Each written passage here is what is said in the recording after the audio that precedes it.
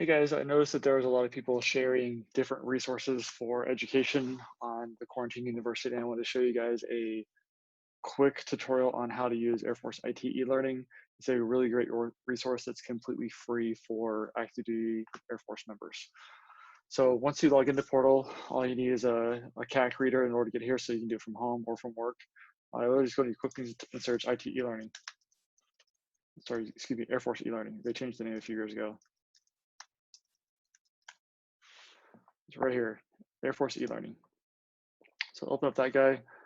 It's going to ask you for your PIN. I went ahead and opened it up prior so you guys wouldn't see my DoD ID number.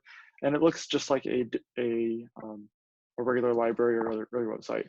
So from here, you'll simply just search your ISBN or the textbook name for your class.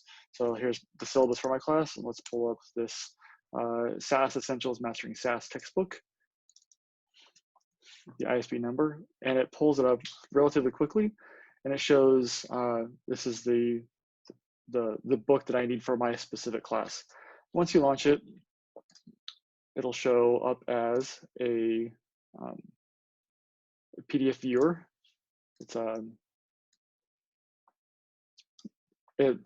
the formatting for it's a little bit strange. It's meant for like a tablet or for a Kindle, and you're able to view just like you would any other digital textbook. So I'll just pick a chapter, and like I said, the formatting is a little strange, but it's got all the content that you need as well as the links, different functions, tables, pictures, etc. Another cool feature is that you're able to download different chapters as a whole in PDF, Kindle, or EPUB versions. If you download them to your desktop or wherever you can download up to 15 chapters per 6 month period. And every 6 months, it'll refresh from the last time you downloaded. This is a pretty good resource to save you some money on textbooks. So if I were to go into here, I've already pulled up on Amazon. This saved me personally $50 from not paying for a textbook.